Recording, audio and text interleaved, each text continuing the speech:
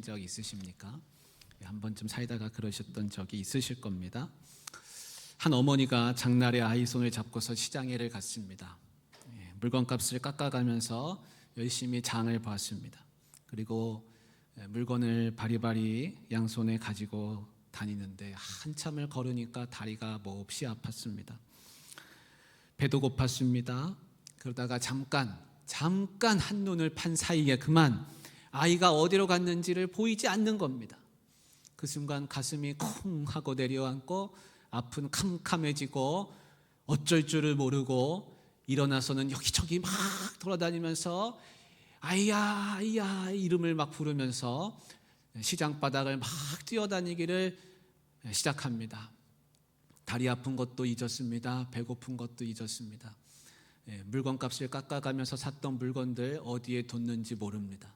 그냥 아이만 막 찾으면서 시장 바닥을 막 뛰어다니는 겁니다. 아이가 보이기 전까지는 아무것도 할 수 없는 거죠. 그냥 아이만 찾는 겁니다. 내 아이, 내 아이. 그러다가 저 멀찌감치서 아이가 엄마, 엄마 그러면서 우는 모습이 보입니다. 그러면 막 달려가서 그 아이를 가슴에 와락 껴안고 떨어질 줄을 모릅니다. 아이도 울고 엄마도 눈에 눈물이 글썽글썽합니다. 여러분 그런 경험이 혹시 있으셨습니까?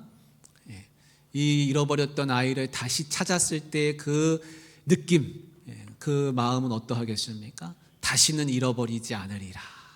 다시는 잃어버리지 않으리라. 내 아이. 그렇게 생각이 되겠죠. 오늘 예수님이 우리에게 들려주시는 이야기가 바로 이와 같은 이야기입니다. 예수님 주변에는 사람이 늘 많이 있었습니다. 근데 어떤 사람들이 많이 있었는가? 어떤 사람들이 많이 있었습니까? 성경을 읽다 보면 세리와 죄인이라는 말씀들이 마구 많이 나옵니다. 세리와 죄인. 여러분 세리는 어떤 사람입니까? 여러분 세리가 어떤 사람인지 대충 다 아시죠? 로마를 위해서 동족한테 세금을 걷어가지고 로마의 고관들에게 갖다 바치는 그런 일을 하는 사람들이 세리였습니다. 저 매국노, 저 나쁜 녀석. 우리 지난주가 3.1절이었는데 저 나쁜 녀석, 나라 팔아먹은 놈, 동족의 피를 빨아먹는 녀석, 다 저놈들은 몹쓸 인간들이야. 그렇게 손가락질을 받으면서 욕을 받으며 사는 사람들이 세리들이었습니다. 죄인들이라고 불리는 사람들이 있었습니다. 죄인들. 도둑질을 해가지고 죄인이라고 불릴까요? 큰 범죄를 저질러가지고 감옥에 갔다 와가지고 죄인이라고 낙인이 찍혔을까요? 지금 우리가 생각하는 죄인하고 2000년 전에 예수님 시대에 그 지역에 사는 불리는 죄인하고는 조금 의미가 다릅니다. 우리가 죄인이라고 할 때는 도덕을 많이 어기면 죄인, 어디 감옥 갔다 오면은 죄인, 그렇게 말할 수 있을 거예요. 그러나 그 당시에는 그런 사람만이 죄인이 아니라 양치기도 죄인이에요. 양치기도. 아니 양치기가 왜 죄인이라고 불릴까요? 양치기는 양떼를 몰고서 막 다닙니다. 양떼를 몰고서 여기저기 막 다니는데 여러분 양들이 풀을 뜯을 때 이 풀은 먹으면 안 되는 풀, 저 풀은 먹어야 되는 풀, 뭐 이렇게 구별하면서 다닐까요? 안 그래요. 양떼는 다니면서 이 풀도 먹고 저 풀도 먹고 이 땅도 들어가고 저 땅도 들어가고 풀이 있는 곳이라면 양들은 그냥 막 다니는 거죠. 그러니까 내 땅에 들어와가지고 풀 뜯어먹는, 그래가지고 양 키우는 그 양치기는 어떤 사람이냐면 도둑놈이에요. 도둑놈. 그래서 그 당시 양치는 사람들은 도둑놈이라고 불렸다는 겁니다. 저 도둑놈들. 내 땅에 들어와서 양 배부르게 해가지고 양 키워가지고 산다. 뿐만 아니라 양치기는 양떼를 데리고 다니면 어디를 못 다니겠습니까? 양을 먹여야 되는데 풀이 항상 있는 것도 아니고, 그래서 여기저기를 다니다 보니까 이 지역 저 지역 경계를 막 넘나들 수밖에 없습니다. 그럼 이방인 땅에도 들어갑니다. 근데 이방인 땅에 들어가는 사람은 어떤 사람들입니까? 이방인과 함께 사는 사람이 되는 거죠. 그러니까 죄인이라고 불릴 수밖에 없습니다. 가죽을 다루는 사람들도 있습니다. 무두장이. 가죽을 다루는 사람도 죄인이라고 불리는 겁니다. 가죽을 다루는데 왜 죄인입니까? 여러분, 가죽이 어디서 날까요? 가죽은 동물을 죽여야, 그래야 가죽을 얻을 수 있습니다. 동물 사체를 늘 만지는 수밖에 없습니다. 그러니까 그 손에는 뭐가 묻습니까? 피가 묻습니다. 죽은 동물이 그 손에 늘 묻습니다. 그러니까 저것들은 죽은 동물을 늘 만지는 것들, 그렇게 해서 또 죄인이라고 불리는 것입니다. 시체를 다루는 사람. 그 당시에 여러 직업군들 중에 빨래를 하는 사람들도 있었어요. 빨래꾼들. 그런 사람도 죄인이에요. 왜냐하면 빨래에 피가 묻거든요. 내가 피가 묻은 옷은 내가 빠는 게 아니에요. 빨래꾼한테 맡기는 거죠. 이런저런 이유로 인해서 당시에는 죄인이라고 불릴 수밖에 없는 사람들이 있었다는 겁니다. 근데 여러분 한번 생각해 보십시오.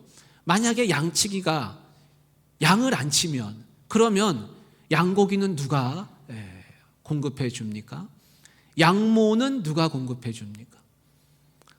그 당시에 바리새인들이 읽는 율법서는 양피지에 적혀 있는데 그 양가죽에 적혀 있단 말입니다.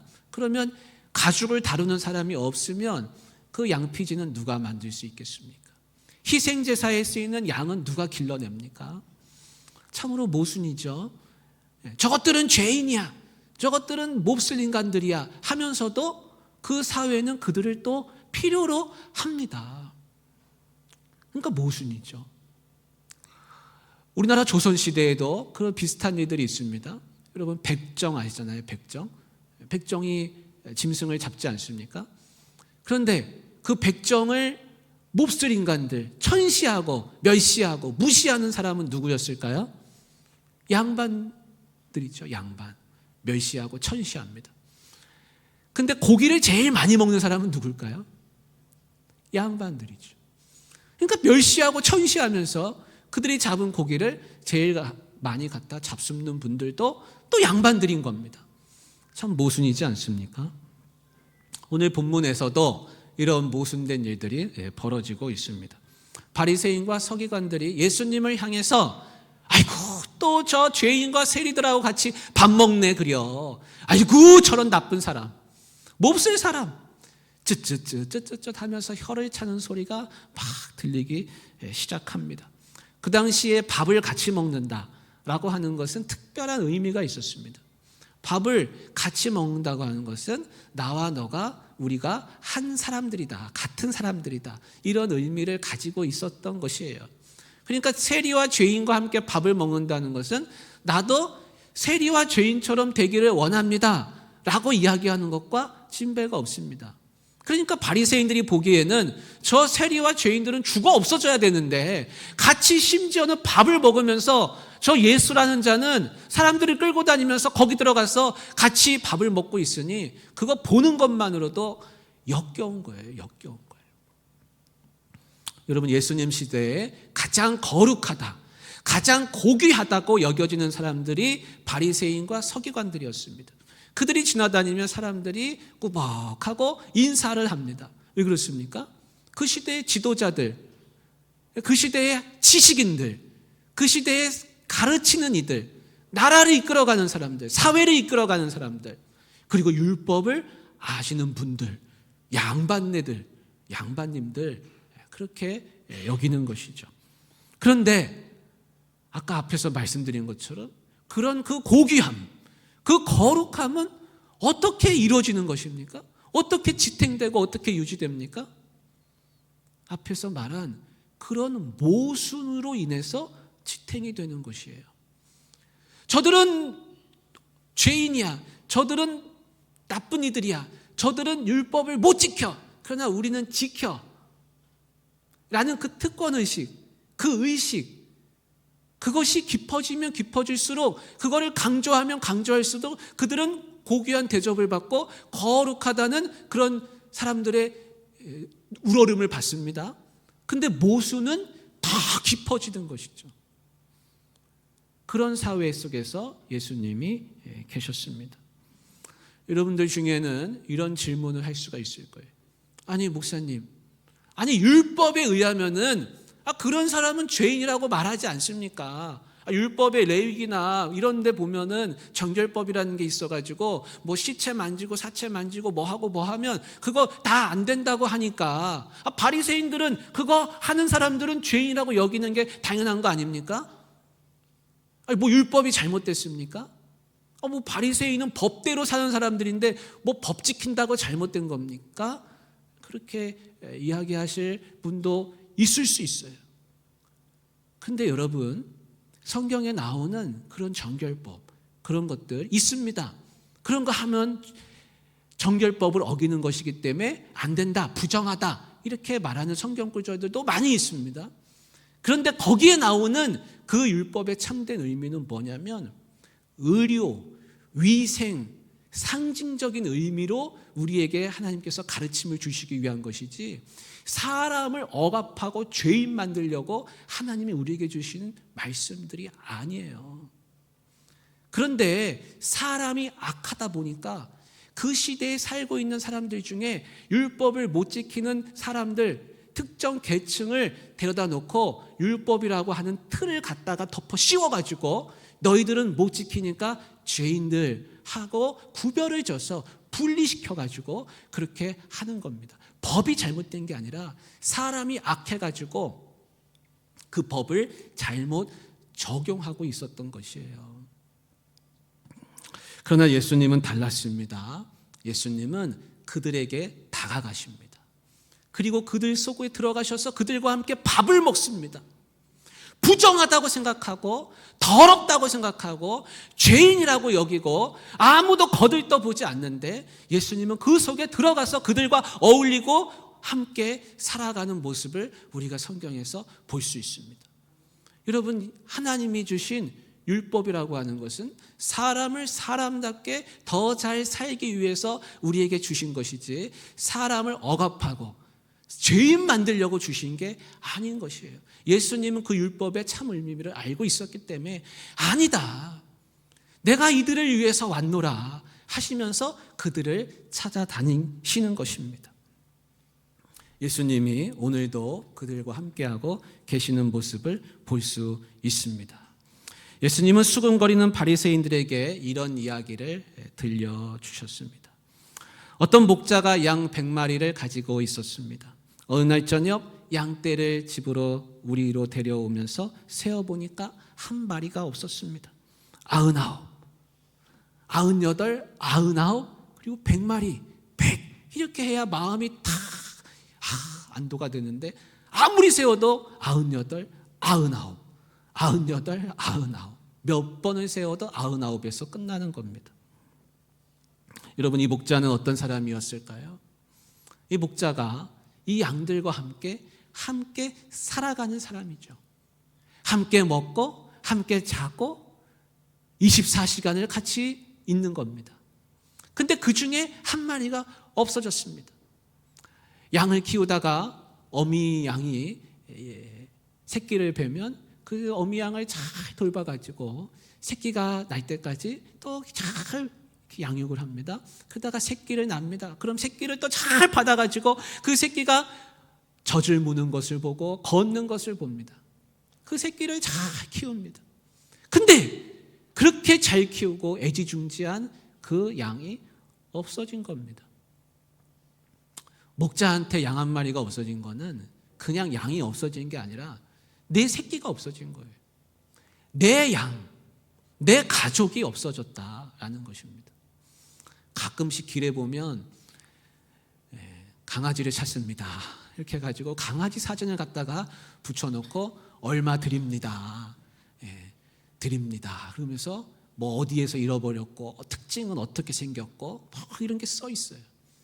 근데 지나가다가 개 안 키우는 사람이 그냥 지나가다 보면 저 개 잊어버렸구나 그런 생각을 하지만 개를 키우는 사람이 그걸 보잖아요. 그럼 어떤 마음이 들까요? 야, 저 가족을 잃어버렸구나. 자기 애를 잃어버렸구나. 여러분, 그런 마음이 들지 않겠습니까? 지금 이 사람은 자기의 가족, 자기의 애를 잃어버린 것과 다르지 않습니다. 목자에게 양은 그냥 짐승이 아닙니다. 나의 가족입니다. 히브리 말로 목자라는 그 말의 뜻을 찾아보잖아요. 그러면 양을 친다, 그런 뜻도 있지만 돌본다, 먹인다, 교제한다, 사귄다 라는 뜻이 들어있습니다. 교제하고 사귄다. 그러니까 이 양은요, 이 목자한테는요, 내가 함께 살아가는 가족이에요. 교제하는 양이에요. 사귀는 양이에요. 그래서 그 목자는 99마리를 들에다가 그냥 두고서 그 한 마리를 찾아서 떠났습니다. 왔던 길로 되돌아갑니다. 강을 건고 산을 넘어서 숲으로 들어가고 광야로 헤맸습니다. 찾을 때까지 그 99마리로 돌아오지 않습니다. 찾을 때까지 찾아다니는 겁니다. 여러분, 이것이 한번 계산적으로 생각해 보세요. 이 계산이 되는 일입니까? 99마리를 위험한 들에다 두고서 한 마리를 찾아다닌다고 하는 것, 그거는 계산적으로 생각하면 전혀 맞지 않는 일입니다. 근데 목자는 가더라는 것입니다. 왜 갈까요? 그 양이 특별히 비싼 양이어가지고 갔을까요? 그 양을 찾으면 99마리보다 가치가 더 있어서 갔을까요? 그래가지고 계산해 보니까 99마리를 그냥 두고 그 한 마리를 찾는 게 더 낫겠다 싶어서 갔겠냐라는 것입니다. 엄마가 아이를 잃어버렸잖아요. 근데 그 아이를 계산해서 찾을까요? 그 애 다시 찾으면 내가 효도를 받아가지고 잘 살 수 있을 텐데, 그 애가 있으면 참 뭐가 좋을 텐데, 그래서 갔을까요? 그러지 않을 겁니다. 그 애가 버려져 있기 때문에 가는 것이죠. 내 애기 때문에 가는 거 아니겠습니까? 그 양 한 마리가 왜 그렇게 귀하고 왜 그렇게 찾아야만 할까요? 그것은 그 양이 버려졌기 때문에 그렇습니다. 버려져 있고 그 양은 내 양이기 때문에 그것을 찾으러 가는 것입니다. 여러분, 예수님이 나를 찾아오셨습니다. 예수님이 날 찾아오셨습니다. 그거는 계산된 행동이 아닙니다. 예수님이 나를 위해 목숨을 던지셨습니다. 십자가에서 피를 흘리셨습니다. 그것은 계산으로는 할 수 없습니다.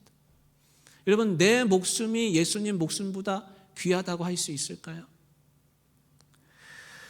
내가 버려져 있기 때문입니다. 내가 하나님 자녀이기 때문에 주님은 날 찾아오셨습니다. 우리 로마서 3장 10절부터 12절을 한번 같이 읽어보겠습니다. 기록된 바 의인은 없나니 하나도 없으며 깨닫는 자도 없고 하나님을 찾는 자도 없고 다 치우쳐 함께 무익하게 되고 선을 행하는 자는 없나니 하나도 없도다 라고 말씀합니다. 내가 어떤 상태에 있습니까? 내가 버려진 상태에 있다는 것을 이 로마서 3장 10절부터 12절이 잘 말씀해 주고 있습니다. 의인은 없나니 하나도 없습니다. 깨닫는 자도 없고 하나님을 찾는 자도 없고 다 무익하고 선을 행하지 못하고 다 그런 좋은 게 없는 그런 상태에 내가 놓여져 있었다라는 겁니다. 예레미야는 이렇게 말합니다. 만물보다 거짓되고 심히 부패한 것은 마음이라. 여러분, 내 마음을 보십시오. 심히 부패하고 거짓된 것, 가득 차 있는 것, 그것이 바로 내 마음 상태라는 겁니다. 인간의 마음이 그렇다라는 것입니다. 그렇습니다. 모든 사람은 다 버려진 상태에 있었습니다. 버려진 상태에 있었습니다. 그런데 우리를 향해서 예수님이 찾아오셨습니다. 어디까지 찾아오셨을까? 성경은 이렇게 말씀합니다. 이사야 41장 9절 10절의 말씀인데요. 우리 한번 같이 읽어보겠습니다. 여러분, 읽으실 때 입을 콕 다물고 계지 마시고 한번 읽어보십시오. 그래야 내 말씀이 되는 것이에요. 나한테 울리고 내 마음속에 들어옵니다. 보는 것과 읽는 것은 다릅니다. 힘들지만 그래도 같이 한번 읽으십시오. 내가 땅 끝에서부터 너를 붙들며 땅 모퉁이에서부터 너를 부르고 내게 이르기를 너는 나의 종이라. 내가 너를 택하고 싫어하여 버리지 아니하였다 하였노라. 두려워하지 말라. 내가 너와 함께 함이라. 놀라지 말라. 나는 네 하나님이 됨이라. 내가 너를 굳세게 하리라. 참으로 너를 도와주리라. 참으로 나의 의로운 오른손으로 너를 붙들리라. 아멘. 여러분, 여러분에게 주시는 말씀인 줄 믿습니다. 나에게 주시는 말씀입니다. 내가 어디에 있어도 찾아오셔서 나를 붙들어 주신다고 말씀하고 있습니까? 내가 땅 끝에 있어도, 내가 저 땅 모퉁이에 가 있더라도, 여러분 혹시 생각하시기를 내가 땅 모퉁이에 가 있고 내 인생은 땅 끝에 가 있는 것처럼 느껴지시는 분이 계십니까? 여러분 낙심하지 마시기 바랍니다. 희망을 잃지 마시기를 바랍니다. 주님은 내가 있는 그 자리까지 찾아오시는 거예요. 반드시 오시는 겁니다. 마침내 목자는 그 양을 찾았습니다. 찾았을 때 목자가 어떻게 했을까요? 양을 야단쳤을까요? 이 몹쓸 녀석, 왜 여기가 있었어? 너 때문에 내가 얼마나 고생했는지 알아? 그렇게 했을까요? 왜 혼자 거기 있었느냐 했을까요? 아니에요. 그렇지 않습니다. 성경을 읽어보면 그런 말이 전혀 없고 거꾸로입니다. 너무 목자가 기뻐합니다. 어쩔 줄을 몰라 합니다. 그래서 그 목자는 양을 어깨에다가 매었다 그랬습니다. 걸어오라 소리도 하지 않고, 끌고 오는 것도 아니고, 목에다 줄을 매가지고 끌고 다니는 것도 아니고, 그 양을 어깨에다 메고 그 무게를 지탱하면서 무게를 스스로 지면서 돌아온다는 것입니다. 집에 돌아와서는 이웃을 불렀습니다. 내 양을 찾았습니다. 여러분 함께 기뻐해 주세요. 내 양을 찾았습니다. 양의 숫자가 여전히 100마리입니다. 여러분 양이 101마리가 된 게 아니지 않습니까?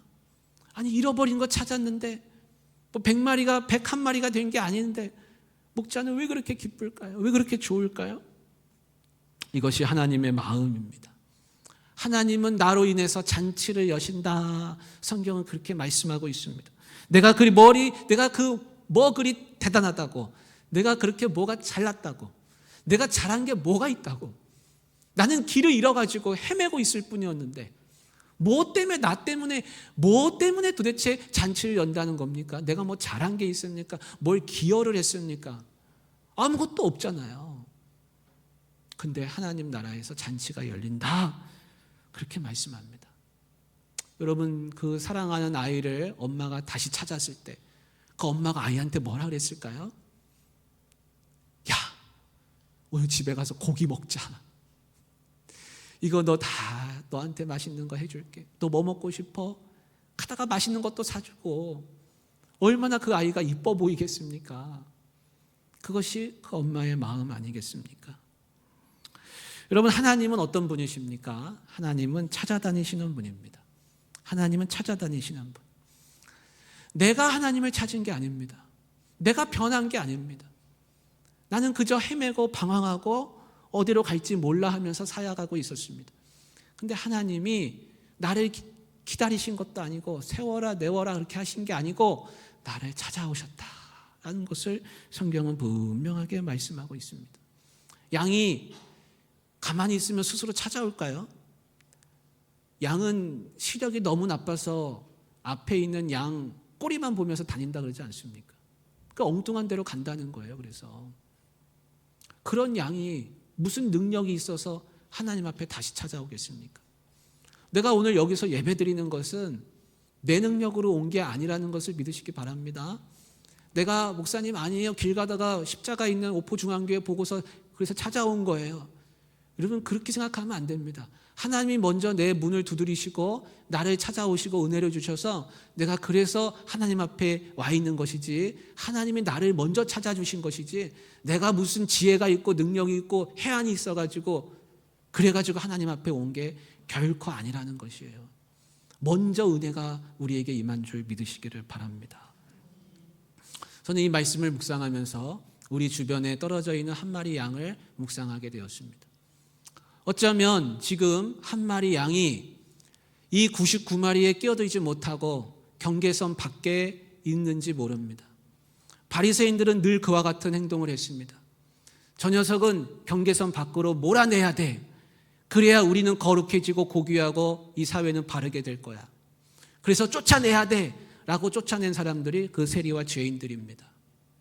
그런데 그렇게 정죄하고 판단하고 비난하고 선긋기를 좋아하는 바리새인들한테 예수님은 늘 말씀하시기를 너희는 너무나 교만하고 너희는 너희 속에 죄가 얼마나 많은지 스스로 알지 못하고 죄인과 세리들을 경멸하고 멸시하지만 너희 속에 있는 죄는 보지 못한다라고 그들을 늘 혼내셨습니다. 그러면서 그 경계선 밖에 있는 세리와 죄인들을 데려다가 함께 어울릴 수 있도록 그렇게 하셨습니다. 우리가 생각할 때 교회 밖에 있는 사람은 하나님을 믿지 못해서 죄인이고 저들은 하나님을 모르니 버려진 백성이라고 생각할 수 있을는지 모릅니다.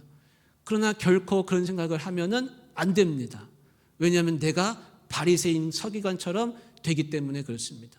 하나님이 원하시는 게 아니에요. 세상과 교회를 분리시키지 마십시오.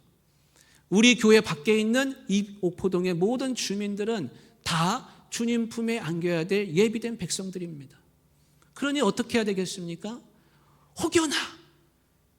혹여나 선 밖에 있는 사람, 혹여나 예수님을 아직 모르는 그들 곁으로 우리는 주님처럼 찾아가는 것이 마땅하다는 것입니다. 땅 끝에 있을지라도 모퉁이 가게가 있을지라도 그들에게 다가가야 됩니다. 다가가서 외쳐야 됩니다. 하나님의 뜻은 무엇인가? 하나님의 뜻은 당신들을 사랑하시는 겁니다. 내가 여기 찾아온 것은 하나님이 나를 너무나 사랑하셨기 때문에 그 사랑 덕분에 나도 당신들을 찾아왔습니다. 우리 함께 같이 살아갑시다. 함께 어울리십시다. 라고 하는 태도가 하나님이 우리에게 주시는 마음인 줄 믿습니다. 여러분, 우리 주변에 혼자 살아가는 분들 참 많이 있습니다. 의지할 데가 없습니다. 외롭습니다. 세상 어떻게 돌아가는지 모르겠고 찾아오는 사람도 없고 홀로 외롭게 끼니 한 끼 한 끼를 떼어가면서 살아가는 사람들은 얼마나 많이 있습니까? 우리가 그들에게 이웃이 되기를 간절히 원합니다. 우리가 그들과 함께 할 수 있기를 원합니다. 그래서 마음에 여러분 품으십시오. 혹시 내 주변에 떨어져 있는 한 사람, 잃어버린 한 마리 양이 있다면 지금부터 마음에 품으시고 기도하실 수 있기를 바랍니다. 그렇게 하여서 옥포중앙교회가 하나님이 여시는 잔치로 기쁨이 가득해지기를 주님의 이름으로 간절히 축복합니다. 사랑의 하나님 아버지, 잃어버린 한 마리 양을 찾아서 끝까지 찾으시고 땅 끝에 가서라도 찾으시고 모퉁이에 있어도 찾으시는 하나님, 참으로 감사를 드립니다. 그 찾으시는 하나님의 사랑으로 우리도 한 사람을 찾아가기를 원합니다. 하늘에 천국의 기쁨이 있고 천국 잔치가 열린다고 하였는데 그로 인하여 우리로 인하여 천국 잔치가 열려지게 하여 주시옵소서. 한 사람을 품고 기도하는 저희들이 되게 하여